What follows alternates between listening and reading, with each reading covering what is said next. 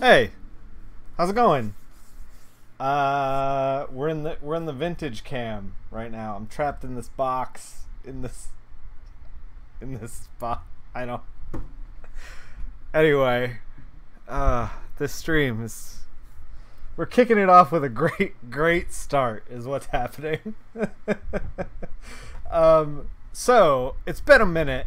We haven't worked on this Jim Lee piece in a long time. I was out last week. Took some much needed R&R. If you're American, it was July 4th, and we cook out, and I had a hamburger and a hot dog, and then regretted the hot dog, but didn't regret the hot dog. Yeah. So I came back, and Nightwing is due, and I've been scrambling to get that out the door. That's getting out the door tomorrow. So it's been a little hit and miss if I was going to stream or not, but yeah, we are on the very tiny TV. This is the future right here. This is 1980s future. So where does that leave us off? I did a lot of sketching over the July 4th weekend, and I thought about sketching a little differently. I don't know if you can tell behind me, the green screen's not up. The reason the green screen's not up is because I've been trying to like clean the studio top to bottom, and I've also been like rearranging furniture and stuff, and I unearthed a bunch of old sketchbooks of mine from when I was in college, when I was sketching regularly, the last time I was drawing regularly.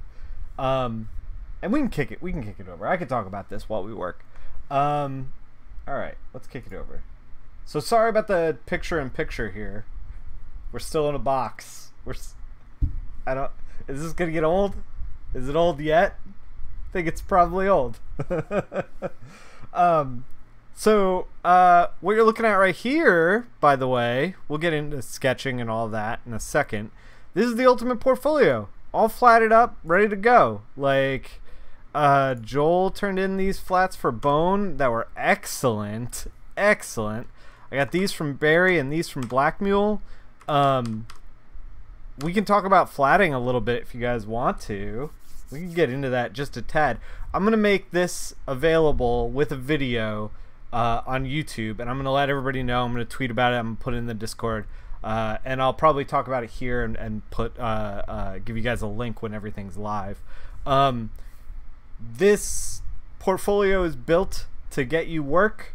It is built with professional line art. It's not anything that I couldn't find on the internet, like by myself or in print or whatever. So basically it's like, you know, I didn't pull any strings is what I'm saying. Like, this isn't a special favors kind of portfolio. Like, this is something that anyone has access to, that anyone can just do. So yeah, we can talk about flatting a little bit. I know that Black Mule, and by the way, thank you, community, for stepping up and flattening these pages. I paid everyone for their work. If you want to flat some stuff in the future, I think that going forward on stream, I'm gonna pull flatters from my Discord. And if you want to flat pages and get paid for it, you know, you want to give it a shot. It's like very low stress environment. So, you know, it's a good way to be like, hey, maybe I want to get into this. I don't know. Let's try it. It's a good way to do that. We can open these pages. So, let's look at Joel's flats. Joel did this like layer thing here, right? So he's got the line art set to multiply, which is not how you want to turn work in, but it's fine for flats. Anybody can use this and kind of like go in the direction that they want to go in.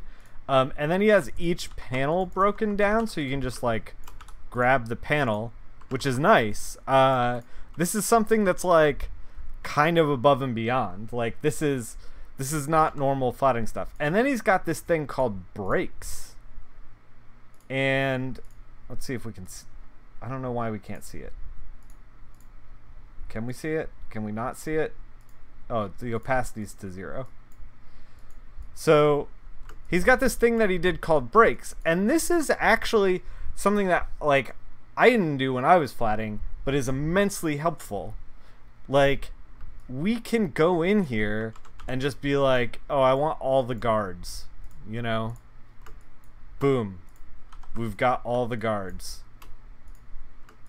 And then we can go to the flats page and be like, all right, let's color shift the guards. Just done. You know, like, if we wanted to color shift the guards. Like, it's something that's, like, very, very good. And this isn't even extra work. Like, this is how, when I flat a page, this is kind of how I start to flat the page anyway.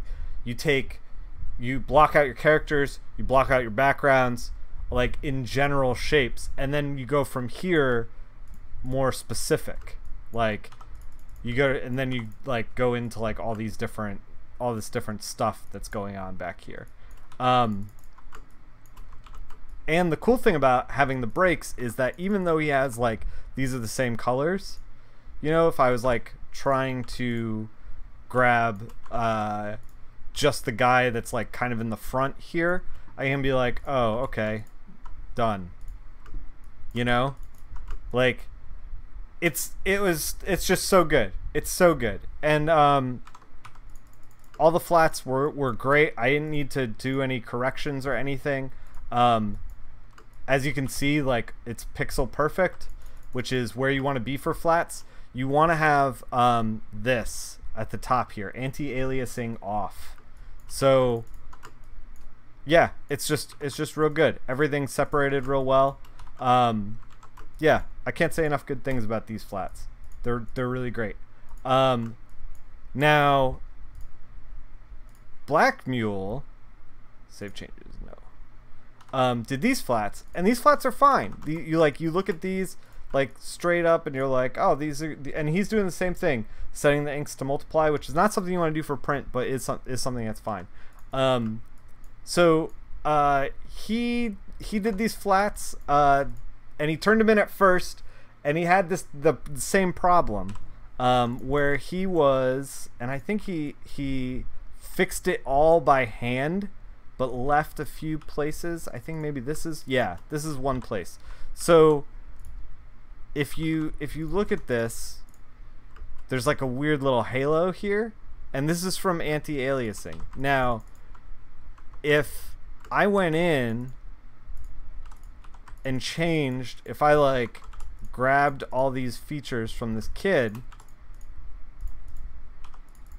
and then like washed it with, like, a blue, you see how these little pops of color are, like, sticking out? This is exactly what you don't want. And this is what happens if you are using tools that are anti-aliased. He went in and he fixed, like, all of these pages by hand. Props to him, because he did not have to do that. He basically flatted everything twice. I have to kind of go through and make sure that everything's all good, but, like, most of it got fixed, like 99%. I think that was, like, one of the, there's one area that he missed. But, like, all this stuff is going to be super easy to fix. Like, boom, we already just fixed that one, you know? Like, he's already done most of the heavy lifting. At any rate, props to him. He learned that valuable hard flatting lesson that we all learn when we start flatting. I definitely learned it when I started flatting. Hey Sally, what's up? And yeah, it's a tough lesson to learn, but once you do it wrong once and then have to fix it, you learn that lesson. And Barry's flats, of course, were solid, like same as the Batman flats. Save changes, yes. Okay. Here's our Batman. Now, full disclosure, dear reader, and I know you're not readers, you're viewers. I opened this and I was like, oh Lord, what have we done? Because, like, everything's blending into itself, and I wasn't really, like, feeling it. Batman and Catwoman need to be darker. The background needs to be lighter. You missed the important flatting lesson. Yeah, well, there's the VOD. You can watch it on the VOD. It's just basically don't use anti-alias stuff. So yeah, I opened this thing and I was like, this is just blue white noise. Like, oh man, I've been like lately in the sketchbook looking at Chris Somney stuff and trying to think the way that he thinks, because he thinks about light a lot. And if one of the things that's working against us is like Jim kind of rendered everything the same. Like Batman's rendered the same way as the vehicles down here, and so it all kind of flattens out. So it's on us to kind of like make it not flatten out. Hey Rico, what's up, Fake McCoy? Fake McCoy was streaming the other day, streaming some Blood Pickle. If you don't know what Blood Pickle is, you should pop into his stream. I was hanging out there. I've been working late, working on Nightwing. Anyway, so we're gonna try to figure this out, I guess. Whatever. Let's try to figure it out. So we have these cuts that we did before. By the way, fought with my Wacom drivers.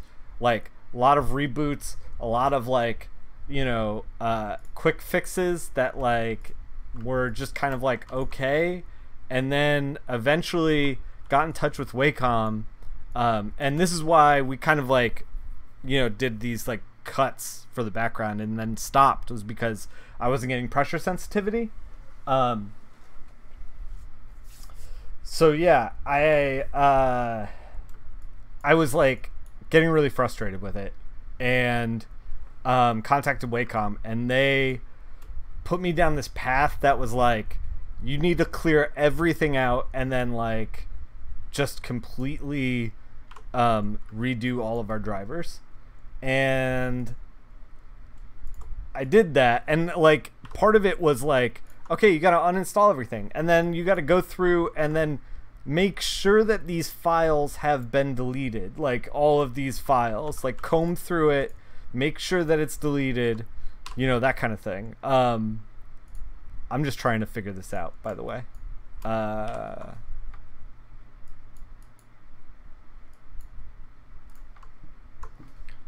So yeah, it was a huge pain, but hopefully everything is straightened out.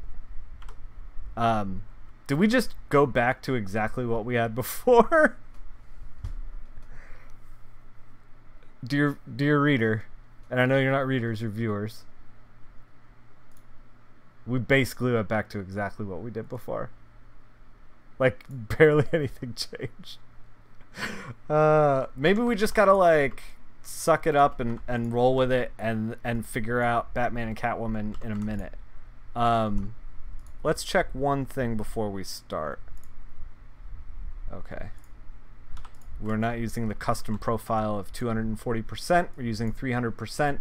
Ink levels, rim light all over the figures. Yeah, it's gonna end up. That's gonna end up where we go. But like, I want to be able to like not do that. I want to be able to like make this work visually without having to like, you know, like the problem that we're having is like, so Rico suggested rim light all over the figures. And the problem that we're having is that the figures are blending into the background. And if we rim light all around the figures, like if we, here, we could do a quick and dirty Batman. Quick and dirty. Whew. With this muscular man, quick and dirty. Whew.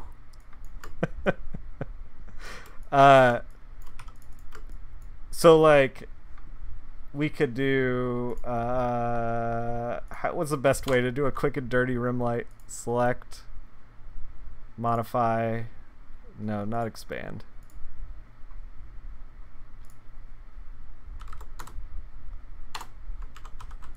So like, this is kind of what Rico is, like, this is like the dumbest version of it. Like, we halo them out in like this giant, like, so that we can be like, hey, Batmans here in this exact spot that we traced, you know? And like, I'm not gonna mess with you. That works. It does work. And we're probably gonna do a version of that. Not like this. This is like I said, quick and dirty. But I really wanted to just like read with just color. And part of that is going to be like, and this is something that happens a lot when I'm working with cityscapes, is that I will look at the cityscape and I will be like, oh, gray buildings, and I'll just be like gray on top of gray on top of gray, and I don't know if that necessarily always is the best thing. So we're gonna try to like paint in some stuff, paint in some detail, and then try to put some like lens flares on like fake light sources that we're making. And we're also gonna knock out the line art. Before stream went live, the only thing that I've done to like change anything on this is I made this giant alpha channel, which is basically the selection that we had before, except it's without like all this, all of Catwoman and all of Batman. It's like pixel perfect against their black edges. So what we're gonna be able to do with this is take the line art like this and like push it back. I mean, this is like really pushed back. This doesn't work quite yet, but yeah, so clean. Yeah, do like 20 lens flares. Yeah, we're gonna be doing 20 lens flares. Hey, Coffin. So like, I want it to like work so that I'm not boxed into rendering Batman and Catwoman with like a rim light.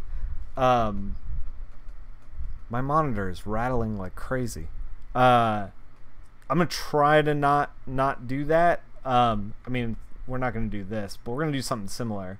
And I feel like if we knock out the line art, we're gonna make all these like lens flares, these 20 lens flares that we're gonna put down. Those flares are gonna soak up all the color that we're putting down over the line art very, very well. So with that in mind, let's see if we want to change this to like a reddish. I mean, I do kind of like that. If there's a little bit of beigeiness going on in here, we can try to get that out.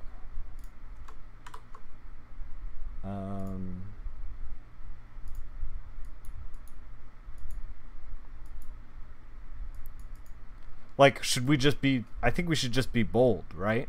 Like, something like this. Maybe an orange instead of a red.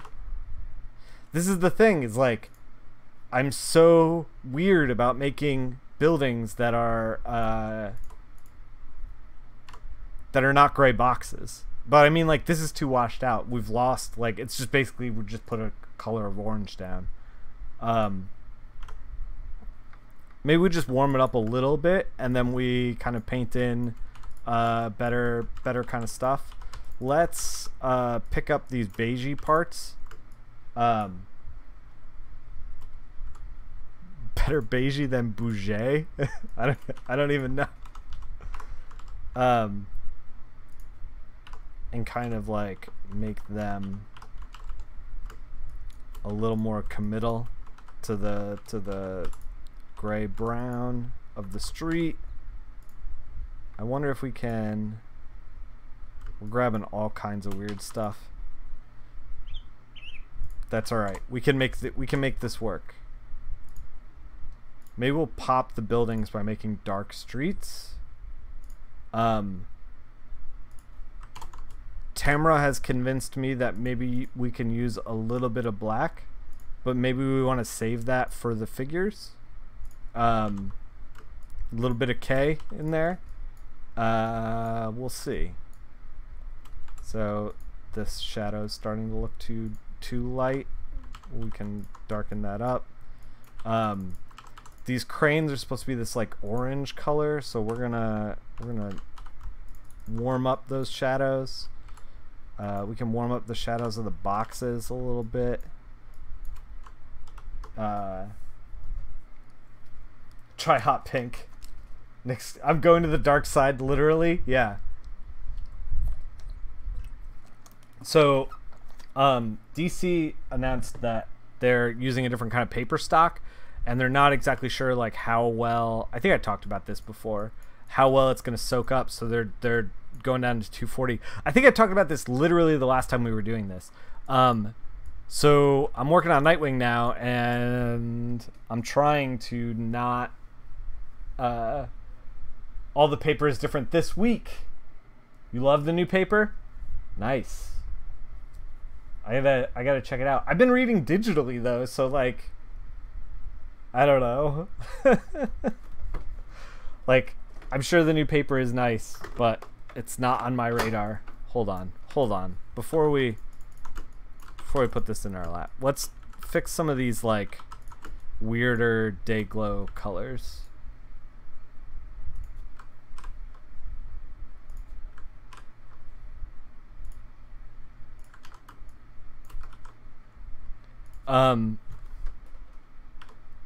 Yeah, so I'm working on Nightwing in preparation of that new paper, and I have a feeling that there's going to be some K in there only because I can only work with 240%. I think when I switch it over from 300 to 240, there's going to be a little bit of K just because, and I'm going to be very conscious of that and trying to do my best to make that work. Part of that is going to be because, you know, Nightwing is set in Bloodhaven, and it's like a weird, dark place that's like kind of Gotham-ish, but kind of its own thing as well. So we're just putting in some texture, by the way. How long do comics go before completely digital? Never. I don't know. We'll see. That's you're opening a can of worms there. Like, I think that they should be completely digital, but I don't think a book like Batman or Nightwing is ever going to be completely digital. Like, we've talked about this before on stream. I feel like indie books are going to go completely digital except for paper, trade paperbacks in the future. I think that's a trend that's going to be kind of normal.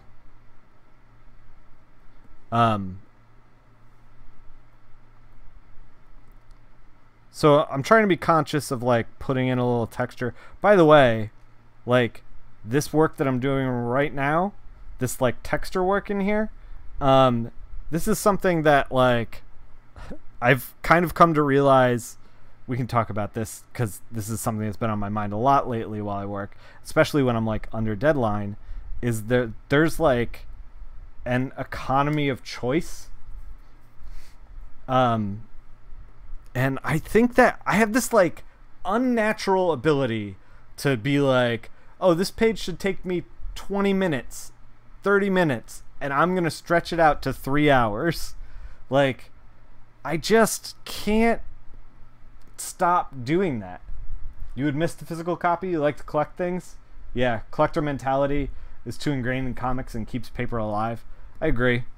I was worried about paper when I graduated college in 2004. And if it stuck around beyond, like, you know, I don't know, the crash of like of magazines and stuff like that, and it's like it's held steady since then, like I don't think it's going anywhere. But yeah, I have this ability to sit here and stretch out. Like, I was working on this Nightwing thing, and this page is like a splash page of basically Nightwing fighting like 8 dudes on a blank background, and I was like, oh, this shouldn't take me that long. I'll just bang this out. And then, like, I was like, well, I've got a little bit of time. Like, why don't we start, like, painting in the, the guys, like make it really interesting. And then like I hit this point where I was like, oh god, it's been like 2 hours I've been painting all these people. You're preparing to move and evaluating your book collection, and you're like, I'm feeling really anti-paper right now.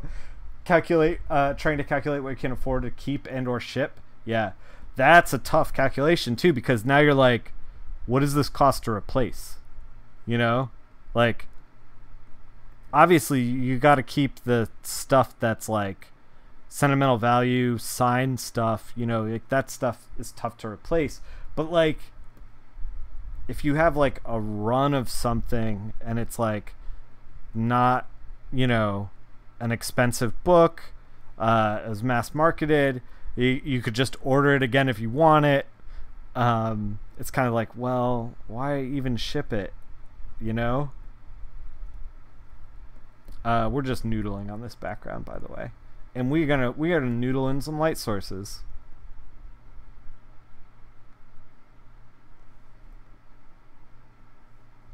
Like right there, we're gonna have a light source. Right here, we're gonna have a couple light sources. We're gonna figure out how to make these things interesting. You have to head out for 15 or 20 minutes. Don't talk about anything until we get back. All right, no problem. I moved 3 times in 1 year. That was the year you switched to digital. Yeah. I feel you. Keeping stuff that's signed, sentimental value. Yeah, but then like everything else, you're just like, chuck it. I actually, you're in the same town as I am, Sally. You should. I took 800 comics to Second and Charles and was just like, give me what you give me, and they gave me $300. So you might want to do that. I'm sure that I got lowballed on it, but like, there's no way I'm listing 300 comics on eBay. That's madness. But yeah, I feel you. I'm ready to. I went full digital, and I've been reading more comics than I have in a long time, actually. Like, being digital lets me read on the go and read in like where I can't drag like 40 books with me. Like, I just have this one thing and then that's it, and I can read in bed with the lights off, and it's like it's been kind of a blessing. I read so much Dead Man. I read the first trade of like the old Dead Men stuff that was like admittedly very old, so didn't really hold up super well. We're adding in some light sources there. And then I read the Kelly Jones Dead Man, which is like really great, but has it's like reading in bed with the lights off is a huge advantage. Yeah. Exactly. So let's talk about Kelly Jones' Dead Man for a hot minute.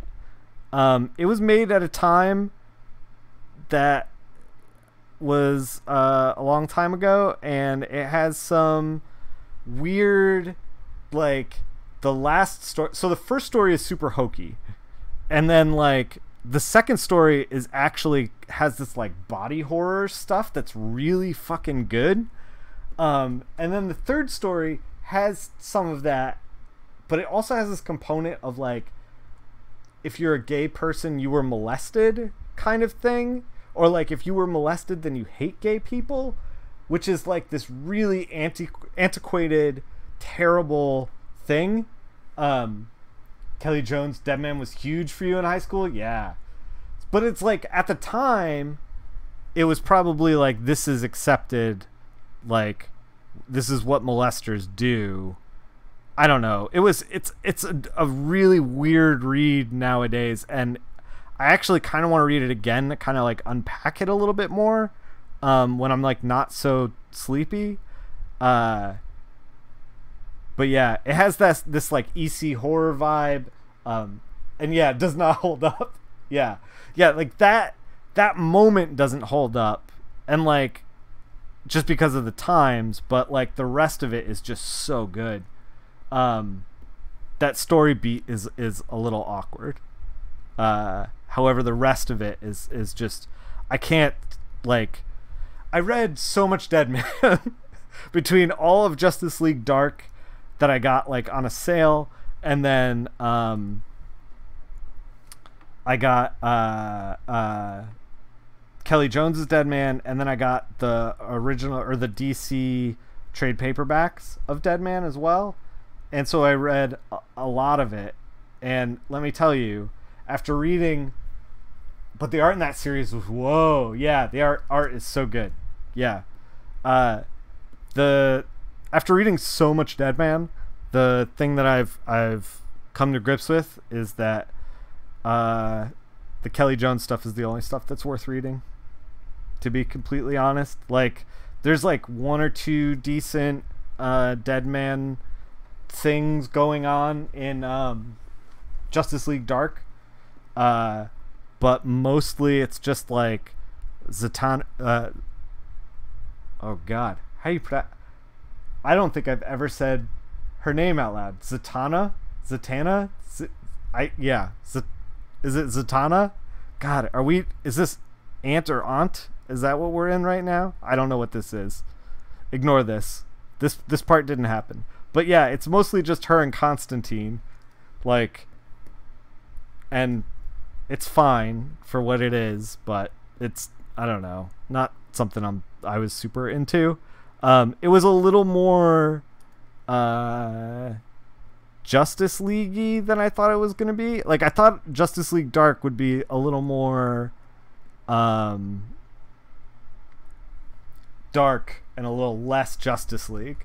And so I think the book just actually wasn't for me. However, because I've invested in 6 trades of it, I am going to pick up the new Justice League Dark when it comes out, just to give it a shot, because I kind of want to see what changes they make, where they've learned.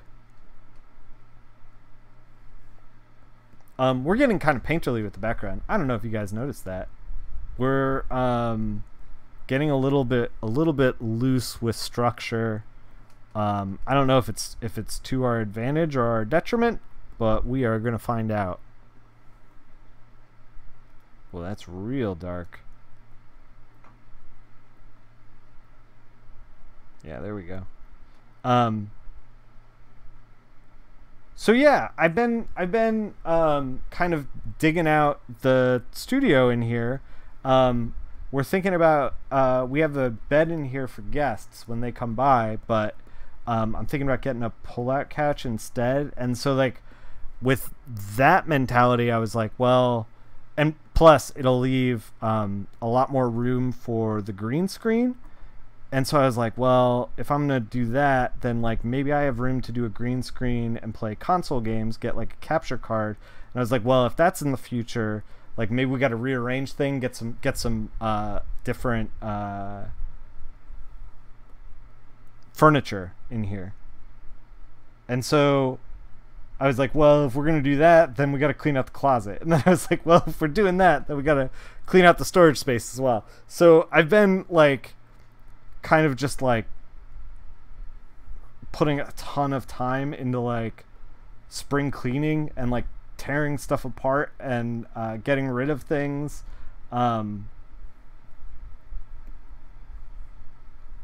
Yeah, and it feels great. Like, I am excited to get rid of all this crap that I've accumulated. Like, I have like cables and stuff for things that are not like VGA cables, stuff that like no one needs anymore. And I was like, let's get these things out of here. We do not need these anymore.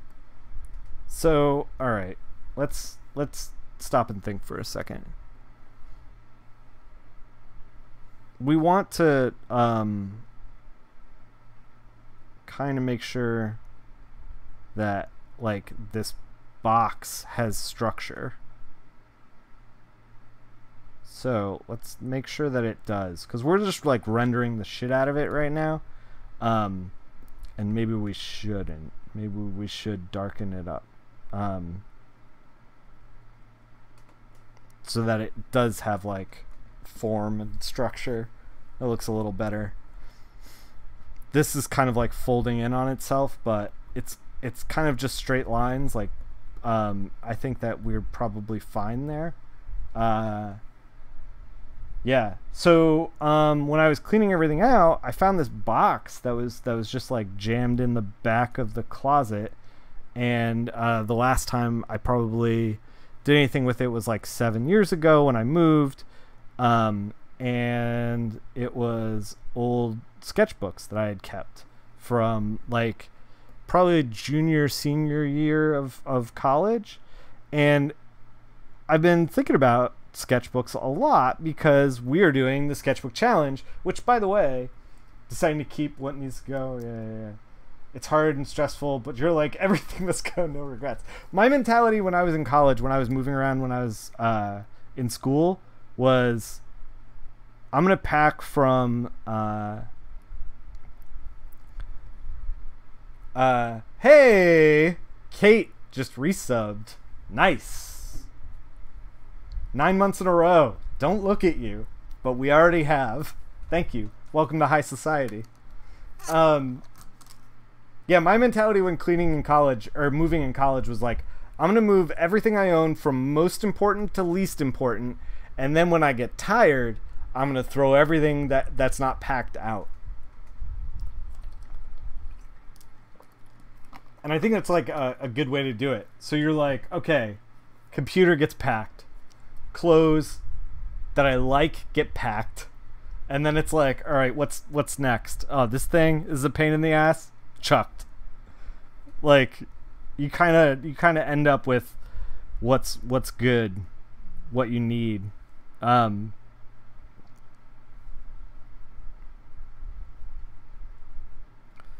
Anyway, so I dug out these sketchbooks, and I probably haven't seen them since we moved. And when we moved, I probably just chucked them in a box. And like the last time they were looked at was probably like 10 or 15 years ago, like a long time. And since we're doing the sketchbook challenge, and by the way, you can join in the sketchbook challenge. I am averaging about 20 sketchbook pages a month, which is nice, but I would like it to get to 30. I would like to do a full month before the sketchbook challenge is over for the year. I've been excited about it, and I've been thinking about sketches a lot, and I've been like noticing sketchbook pages that other artists are putting on Twitter and Instagram, and thinking about like the purpose of a sketchbook. And for a while, I think because of the nature of like we were sharing our sketchbooks stuff, and other people in the Discord are sharing their sketchbooks, and we're all trying to encourage each other to draw once a day, because that's the only way you get better, is to do something every day and practice. So yeah, we're all trying to like encourage each other, and so I'm seeing other people's sketches as well. And I think the fact that it was public started to like skew what my interpretation of like what my sketchbook should look like. Like, I noticed that I started doing, somewhere along the way, I started doing these like half finished pieces. Like, the sketchbook wasn't like, here's a bunch of ideas. It was like, here's like, I drew one figure on the page, done, you know, like little bit of background or whatever, and then like called it a day. And I don't think that that's like what a sketchbook is for.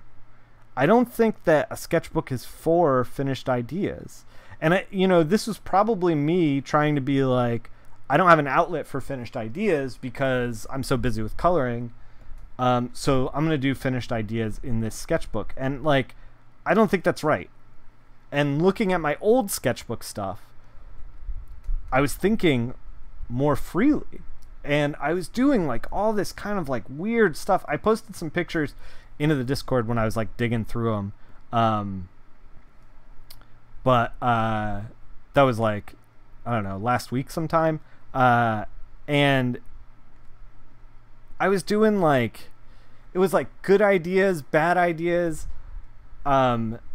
just like whatever came to mind, I like put down on the page, and like there was a lot of stuff in there that like cracked me up, and I was like, why am I not thinking this way? Like, why am I not connecting with my sketchbook in the same way that I was back then? And the answer was that like I was thinking about the sketchbook as a finished piece, and I don't think that's a good, like, because then you're getting into your own head about like what makes a finished piece. How do you make a finished piece? What is this gonna, if I'm just gonna share with this, like what impression do I want to give, you know? And you stop to like experiment. You don't experiment as much as you normally would, or at least I wasn't. I can't speak for anybody else. I wasn't like experimenting as much as I normally did. I was doing like, I found this old sketchbook where like I was doing these like chunky inks with like an actual brush. I haven't been using an actual brush. I've been doing a lot of brush pen. And I had this like Dr. Doom where his two circles that hold his cloak together, the little like chain that I don't even know what it's called, but the two circles both said doctor on them. And then like he had these Doom bots, but they weren't like, normally Doom bots look like Dr. Doom. They're just like, they just look just like him, like a human android thing. But like the Doom bots I were doing were like these like weird like just cylinders with like weird noodle arms with claws on the end with like his face painted on it. And it was just like this bizarre version of Dr. Doom, and I was like, this shit is hilarious. Why am I not doing this? Like, how have I lost touch with this kind of experimentation? And like for every one of those there was like 5 ideas that were just fucking terrible. But like, you know, like there's it's just really silent. You should be good. I think people are chilling. People are probably at work and stuff. But yeah, so like there was this need I had to make a finished product that like carried into my sketchbook, and I'm gonna try to like exercise that from myself. I actually bought a brush pen that I hadn't used before, and I used it today because I was like, fuck it, I want to experiment, you know, like, and that's what the sketchbook should be. It shouldn't be finished things. It should be experimentation. And so I think I want to try to get back into like that mentality with the sketchbook. So we're trying to get there. We're still doing challenges. This challenge is Zatanna. Zatanna. I don't even know. God, I'm questioning everything. But yeah, we're last week was Batman. This week's Zatanna. I don't know what we're gonna do for the next week. Probably a monster. I'm trying to do a man, a woman, a monster, and then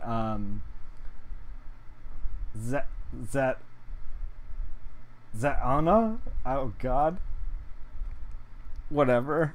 It doesn't. She's not real. She's not gonna criticize me. It's fine. Only nerds in my chat will criticize me. Whoa, called out. So yeah, got it in one. You're gonna break my brain, Nate.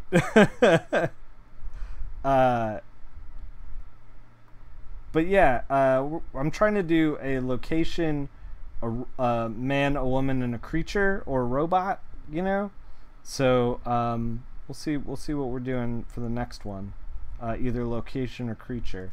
It's okay. I actually might be a little dyslexic. Skullbash Hero, what's up? I've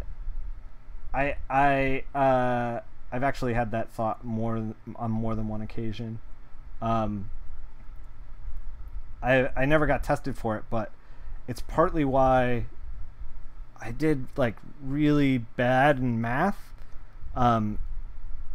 in high school. Well, not really bad. Like I tried really hard and I was trying to be like careful and like kind of like figure everything out. Like I knew all the formulas, I knew how everything was done, but when it came to like doing the work, I would end up like putting things in the wrong places, and then those mistakes would carry over, and I would look at it and I'd be like, everything's fine. So I think I am actually maybe a little bit dyslexic, just a little bit, which would explain a lot about like me being attracted to visual stuff.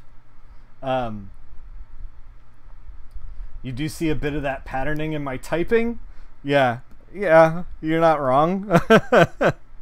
I got a lot of like switched letters in my typing. Yeah, it's something that like I've thought about, but like I'm an adult now, and there's like really no repercussion to like there's no negative really to the whole thing, so I'm not gonna get tested kind of thing. I don't know, maybe I should get tested just to know.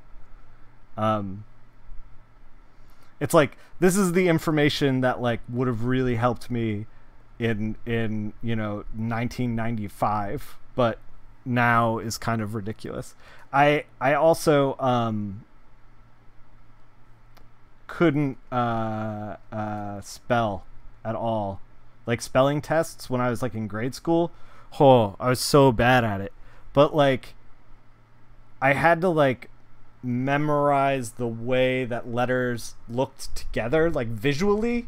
Like I had to memorize the word visually, and then I could kind of like get there. Yeah,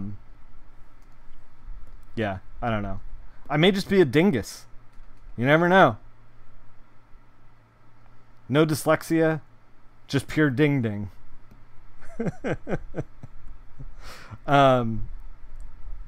We didn't render this boat back here at all.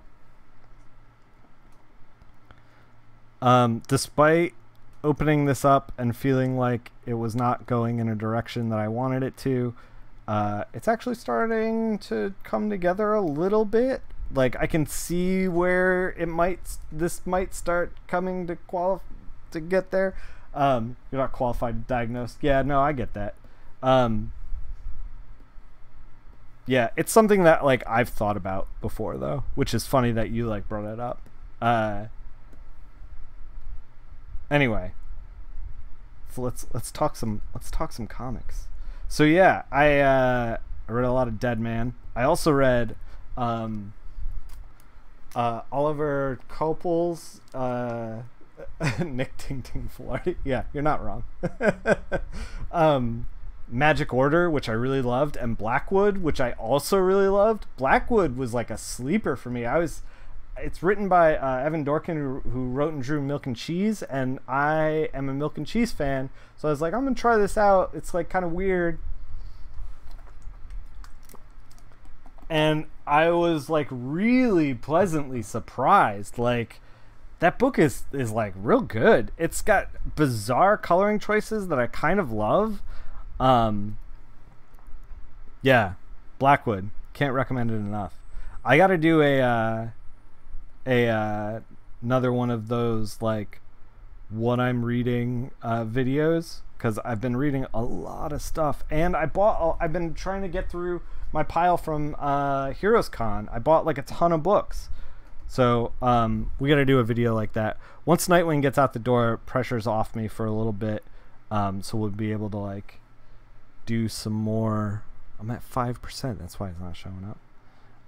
We'll be able to do some more videos and stuff to put on YouTube, hopefully.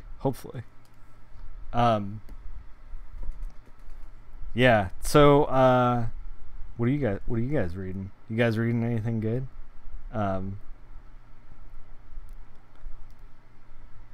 Okay, you're back. Repeat everything.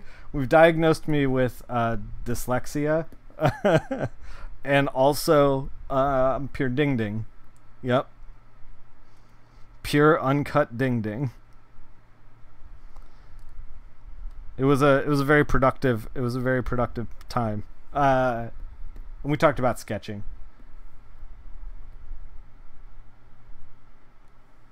Man, so yeah, it's made like this realization that I had with my old sketchbooks and looking at my current sketchbook, like reinvigorated myself with the sketchbook. Like I kind of started feeling like it was getting a little stale. Oh, the other thing I was doing, so I'm working on a sketchbook that is very small. I think I have it like right here. Yeah. So this is the size of the sketchbook that I'm using. It's like it's pretty small, you know.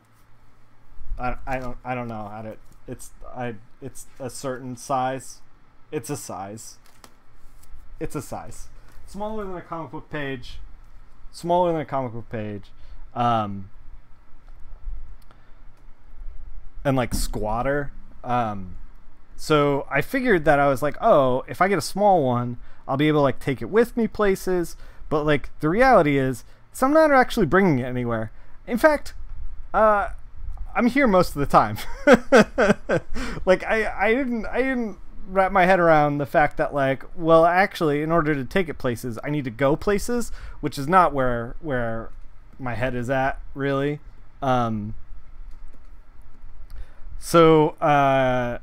Yeah, it was nice to travel with when I just traveled for 4th of July, but like other than that, it was kind of like, well, most of the sketching that I do is like here at the house. And then I saw I did this story about these cowboys who were goats, and they were trying to find the chupacabra, which is the goat sucker, and they betray each other and like leave each other for dead in the desert, and like the chupacabra gets away and stuff. Draw outside. Yeah, I mean, I want to. There's like, I've been actually kind of feeling like I want to draw some trees. I want to get better at that, and I think the only way I'm going to get better at that is to like go outside and draw some trees. And the South has beautiful, beautiful trees. So you kind of hate to admit it, but you use your iPad as a sketchbook more than paper and pencil. Whoa, I got some feelings about that. But anyway, so we're gonna talk about that in a second, because I switched for a little while. I was using my tablet a lot as a sketchbook.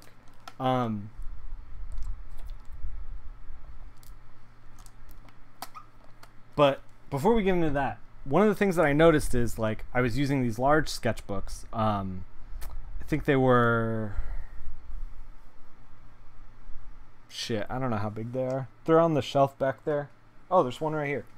Hold on, dear reader.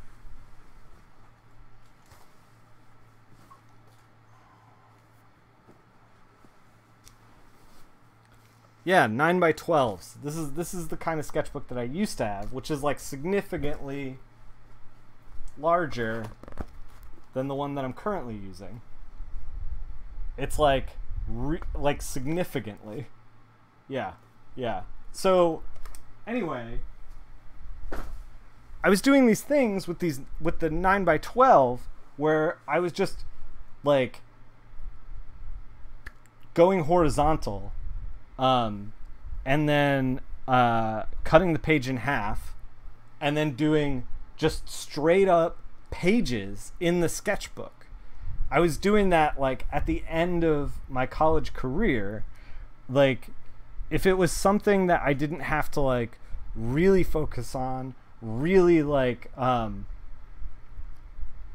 I still have the key settings turned on. I do. Could you not see that sketchbook? Was that sketchbook blending into the... It wasn't it? It's kind of blending in. Anyway. Sorry about that. The key settings never turn off. I should have worn something green today. I never get to wear anything green. Missed opportunity. Yeah, so I was doing these. I was taking the sketchbook and then just cutting a page in half, and then doing 2 pages on there, just like straight up. And I think that came from a place where I was like so confident in making pages, that I'd been making pages in my college career so often that not being able to wear green because the green screen is a real thing. I know. I have like 4 green shirts that I'm like, if I put this shirt on, I'm not streaming today. Because once the shirt's on, it never comes off. Never. Until it degrades off me. I don't know if this particular shine is where we want to be because of the tangent with the word balloon.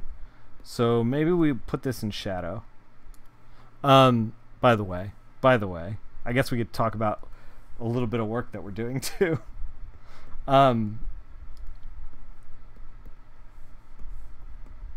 Yeah, so I was like so comfortable with making comic book pages, that I was just like, fuck it, we'll make some pages in the sketchbook, like in addition to the other pages that I'm doing. You know, like I was so free to experiment. And I gotta get back to that mentality. Like I gotta get back to the place where I was just like cranking out pages. And I think that it also has to do with like a confidence in the delicacy of line, because so much of, hey, thank you Boix for the gifted sub. You've given 3 gift subs in this channel. You're on fire, dude.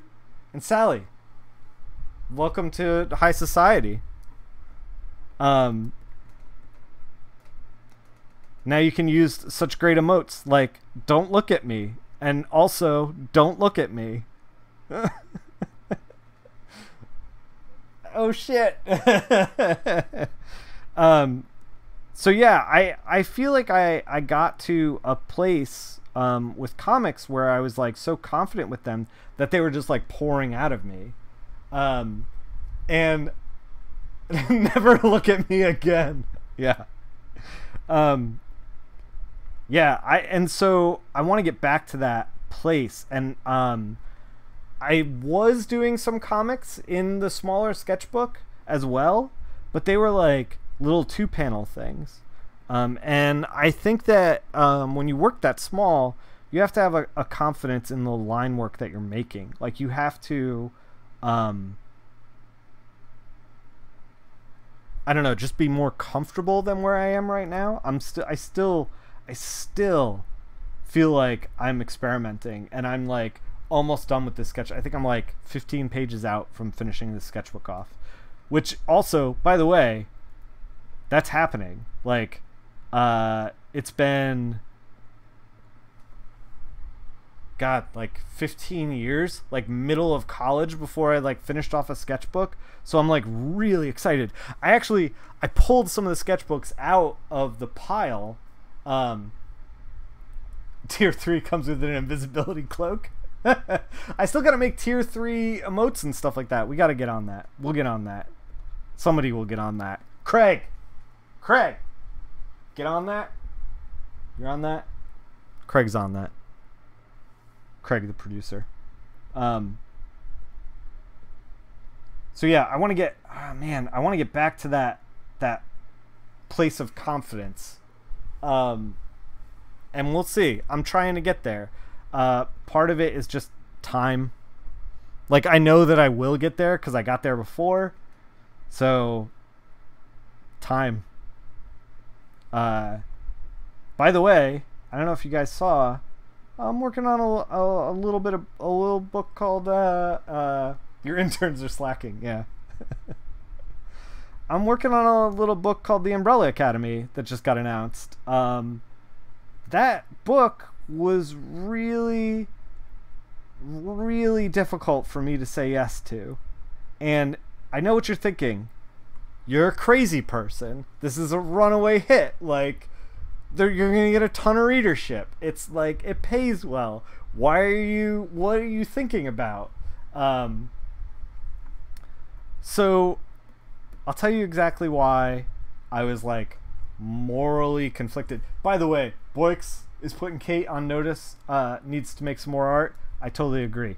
I enjoy your streams of Dragon Age, but man, it's been a while since you popped up in the sketchbook challenge room. Just saying.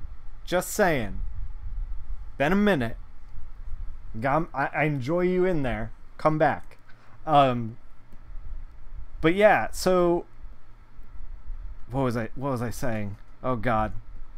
Oh, making this decision with so I got offered this fantastic book, and I'm a huge fan of you don't know why you've been absolutely dysfunctional about getting art health done. Yeah, that sucks, man. Well, I hope that you find a good place. You might have a problem. I hope that you find a good place and you conquer that problem. Because I liked seeing your art in the channel, and I hope that you get over whatever your perceived problem is. Yeah, you have to soon. Good. We will welcome you back. It happens, man. Life, distractions, blah blah blah blah blah. At any rate, did we render all this background? We kind of did.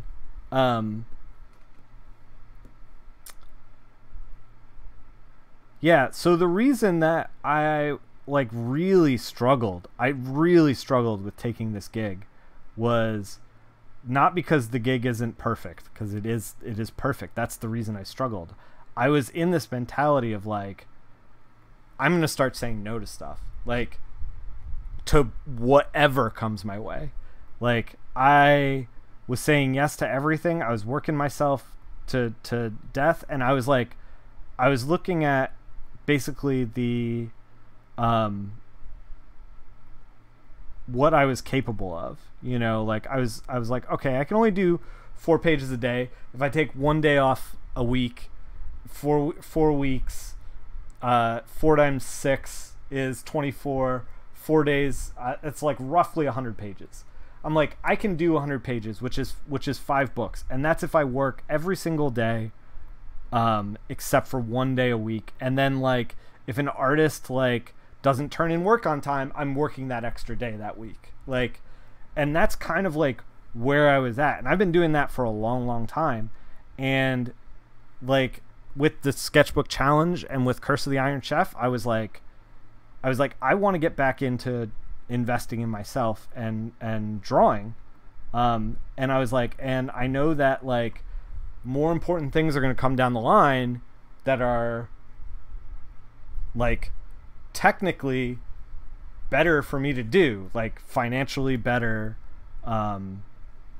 just like better in like more publicity, raises my profile more, you know, like all that kind of stuff.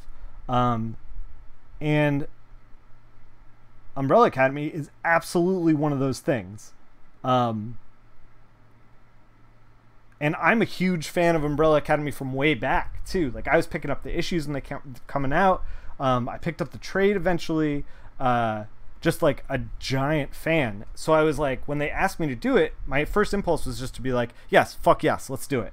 But like, I wanted to say no because like I wanted to invest in myself. And I knew that like, if I take Umbrella Academy, we're never going to get, or we have to wait to get Curse of the Iron Chef out the door, which means we have to wait for to get the next thing out the door. And like, I want to start doing pages. I want to start making finished work. By the way, when you zoom in on this looks sloppy, by the way. But I have a feeling that like, this is not where your eyes are going to be.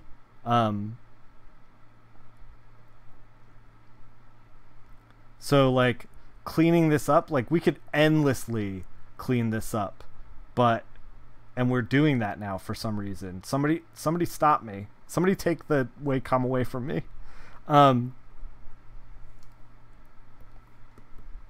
Would you have spent this much time on a normal sequential page job? Probably not. Like, I was just saying that, like, we could endlessly, like, clean this stuff up. But, I don't know, maybe I would have.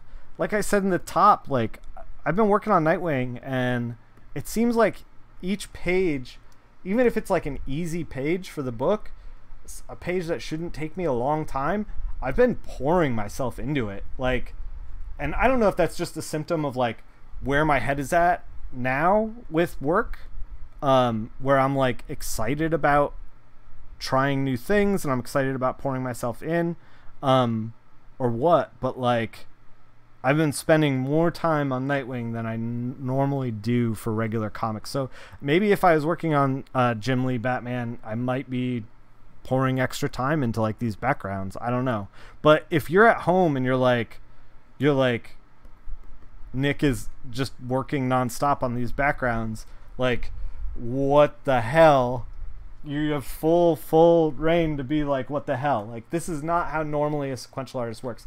I actually was just reading a thing that Jesse Ham posted about tips for deadlines. Semulin. Whoa, 71 viewers. Travis. That's too kind, man. But yeah, I was reading an art tip that was like, okay, when you're making sequential pages, you want hands and head. That's where you want to put your time, and then try to bang out the rest of it as quickly as possible if you're like under deadline. Okay, we're gonna try to do something a little dramatic. Thanks, Travis. Much obliged. I don't know how many Magic the Gathering gaming streamers are gonna hang out for a slow art stream and me talking about comics, but thank you very much. I appreciate it. If you are a Magic fan, I was at one point, but I don't know if I can even call myself a Magic fan anymore. I have a complex relationship with Magic the Gathering. Anyway, let's knock out these lines and try to figure out what we're doing here for the background. All right, so let's push the background back.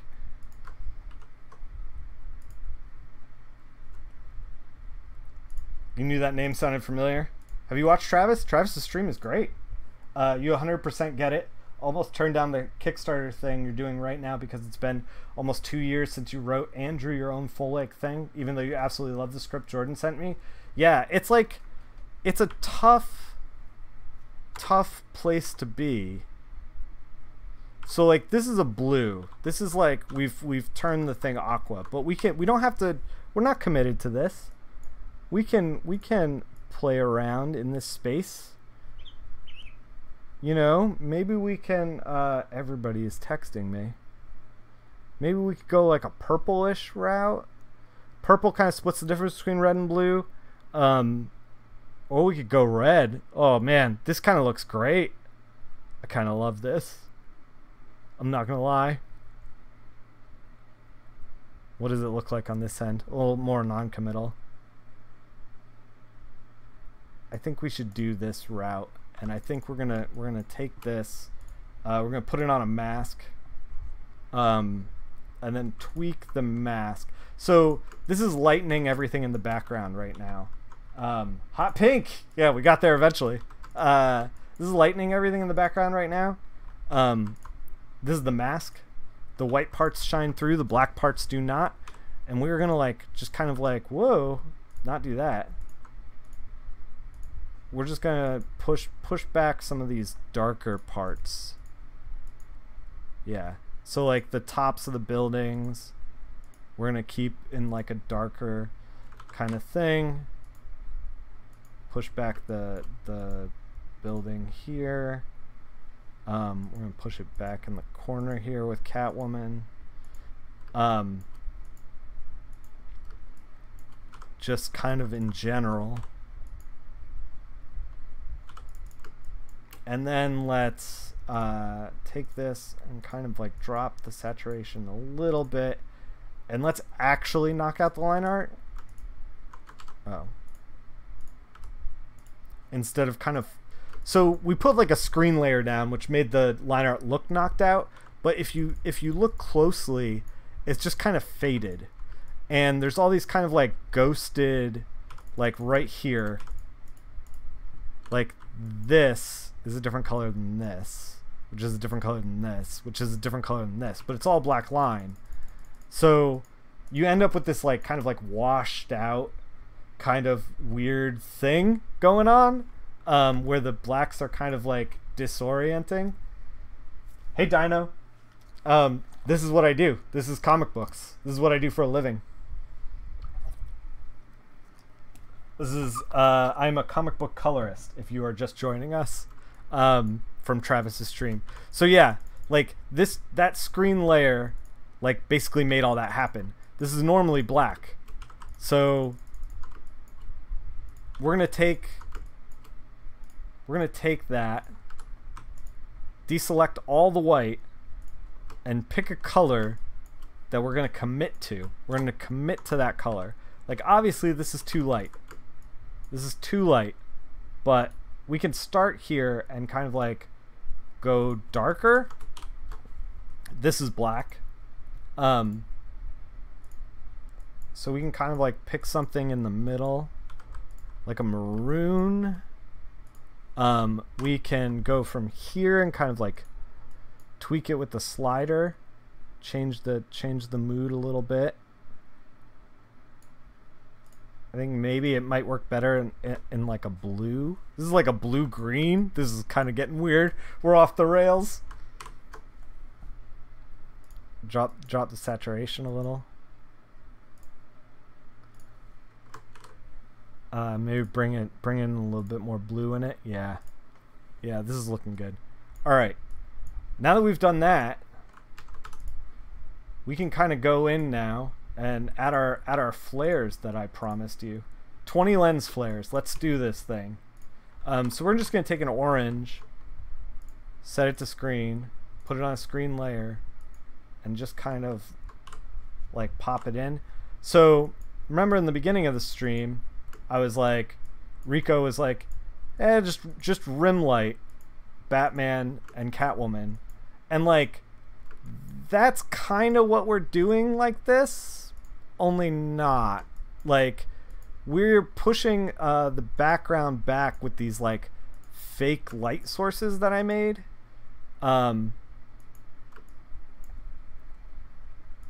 You're beginning to doubt that we ever have rails? Yeah, I know. The thing is like, okay, this is why we never have rails. Because everything goes wrong before it goes right.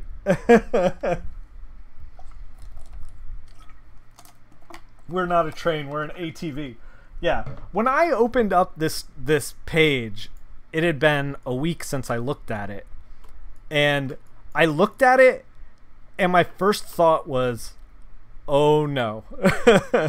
Like, I kind of didn't really enjoy what was happening on the page. Like, there was kind of a lot going on that was like very samey. It didn't feel like night and light. It like lights, you know, on street level at night. It just felt like, I don't know, like weird. Where's someone's backyard construction approximation of a dune buggy? Yeah, if you described what a dune buggy was to an engineer that had never seen a dune buggy, we're in that. So, yeah, when I opened it up, I was like, oh no, we goofed. We goofed. But now I'm like, this is turning out so good. Hey, Overpowered Media. What's up? Yeah, so now I'm like really excited about this. This is like the best cityscape I've ever made. So, you know, things got to go bad before they go good. Like anything in life. I don't know if you guys know that, but like every single time before things came together for me in life, it got real bad first. And I think that's true. I think you try stuff until you get it right, and then once you get it right, you stop. You move on to the next thing. So it's really more failure than success in life. I don't know. That's my 2 cents. We're gonna put down a little bit of just a little bit of like little texture on here, on its own layer. See how this is? Kind of makes it look like it's snowing. That's fine.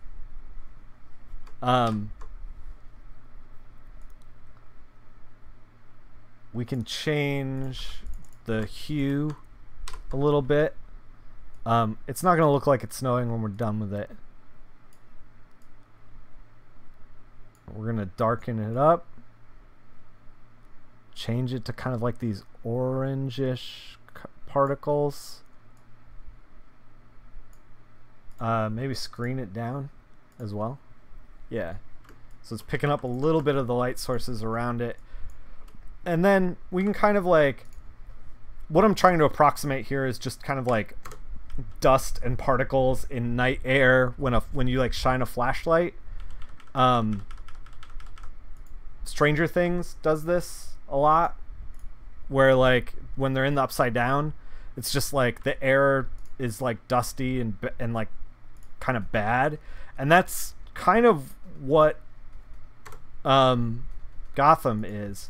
Like, I don't imagine that you can breathe very well in Gotham City. Like, in my mind, Gotham is this like oppressive, you know, dirty, violent place, and you want to color to reflect that. So, man, it's turned out better than I thought it was going to. Yeah. So yeah, the wrestling that I was doing emotionally with Umbrella Academy was like, I love this project. This is a high-profile project. I don't want to take it because I want to do my little idiot thing on the side that like no one's gonna see, that's probably gonna be bad, that I'm gonna fail at before I get better, but I need to get the failing out of the way, you know, like that's one of the big things. And I can't do that if I keep doing this. My phone is going nuts. Get out of here. So everyone in Gotham probably has asthma except for Bruce Wayne. Yeah, you're not wrong. So I like really hemmed and hawed about it. Like, I asked if I could like take a day to think about it, and my lovely fiance convinced me to take it, because she was like, if you don't, like, she was like, think about it this way. If you don't take it, they go with somebody else, and then when that book comes out and you see it in print with somebody else, are you gonna feel like, am I starting up an Indiegogo? No, overpowered, no. Just like my own little minis and stuff like that, my own little ash cans, like just small press stuff that I just want to do on the side. Write it, draw it, color it, all my own. But she was like, so you see it on the stand, are you gonna regret, you know, being a part, like not being a part of it? And I was like, you're absolutely right. I am gonna regret not being a part of it. That is something that I would want to be a part of no matter what, no matter where I was in life. So,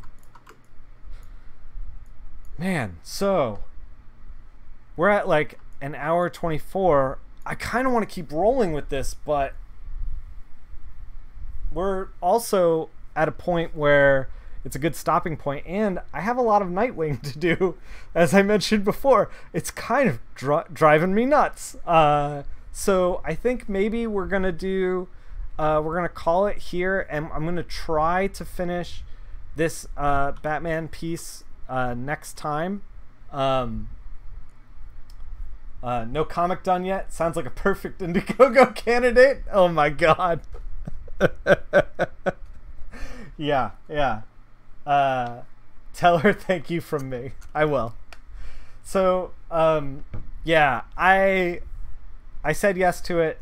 It picks up right as Cave Carson is ending. I'm on my last issue of Cave Carson now. I finish up the first issue. Your fiance gives advice like my mom does. Yeah, she's pretty great like that. My fiance is great. She knows me really well.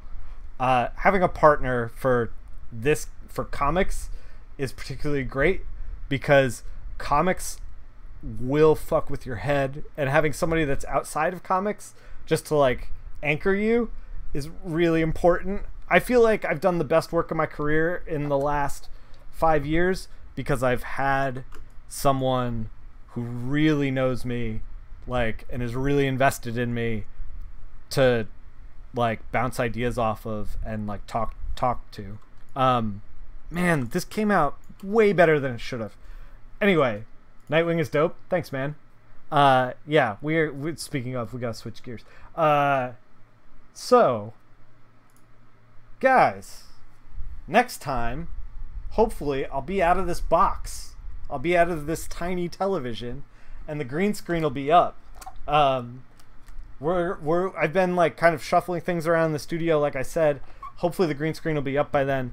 I'm gonna be taking pictures of the studio once everything's all set, putting them on the Discord. You should join us in the Discord. We're doing sketchbook challenge. We're drawing every day, or trying to.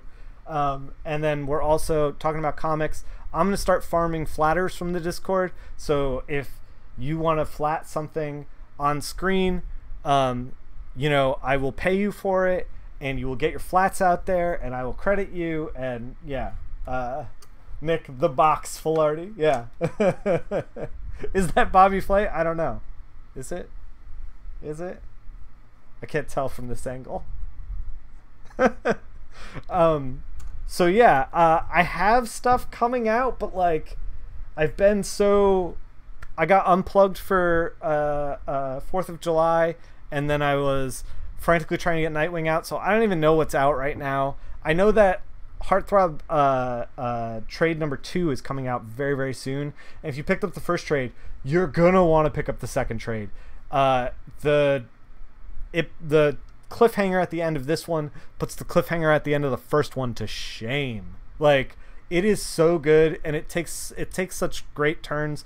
It's a book that I'm really proud of that not a lot of people are reading. Obviously everyone who's reading regular comics is reading Nightwing.